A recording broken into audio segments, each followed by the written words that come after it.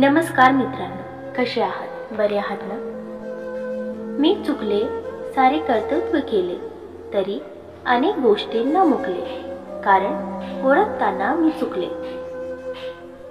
एखादी व्यक्ती आधी व आता अगदी टोकाची भिन्न वाटू लागतात, कारण या अनोळखी जगात ओळख व्हायला वेळ लागत नाही. वेळ लागतो तो ओळखायला. ओळखणं म्हणजे समुद्राचा तळ शोधणं. वर्षानुवर्ष सोबत राहिल्यानंतर माणूस कळू लागतो, व्यक्तीसोबत चांगल्या किंवा वाईट अनुभवातून. मग माणूस ओळखायला सुरुवात होते.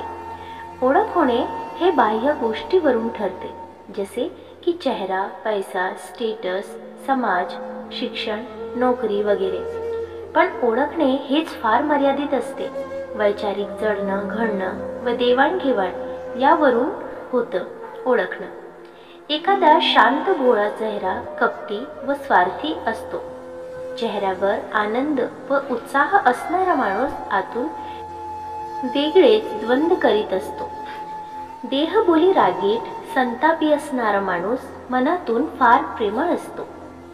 थोडक्यात काय तर हुशार, चालाक, बुद्धिमान, शहाणी, अतिशहाणी लोकही ओळखण्यात चुका करू शकतात. एखादी व्यक्ती स्वतःची स्तुती करते, आपल्या स्वभावाचा बडजाव करते, दुसऱ्यांना कमीपणा दाखवते, भावना दुखावते, अपमान करते.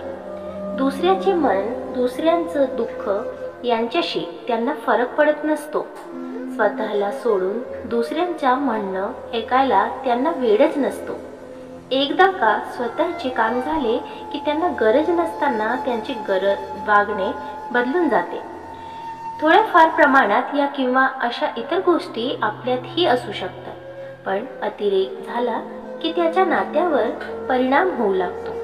ओळख व ओळखणे यात जमीन आसमानाचे अंतर आहे. या प्रवासातले आपण वाटसरू आहोत.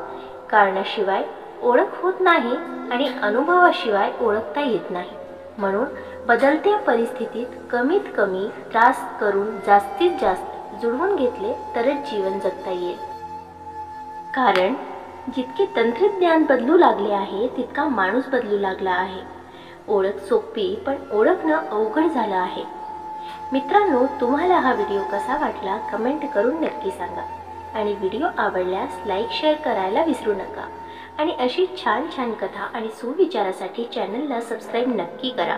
भेटूया पुन्हा एका नवीन व्हिडिओमध्ये. तवर स्वस्त राहा, मस्त राहा, आनंदित राहा. धन्यवाद.